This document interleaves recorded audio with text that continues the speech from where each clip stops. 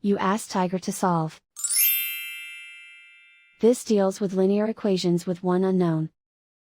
The final result is x equals 1. Let's solve it step by step. Simplify the expression. Expand the parentheses.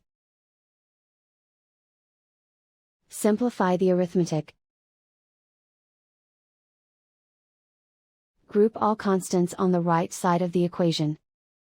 Subtract 24 from both sides. Simplify the arithmetic.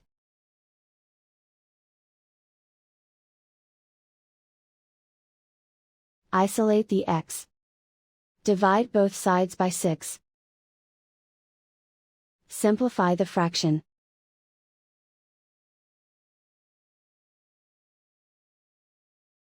And so the final result is x equals 1.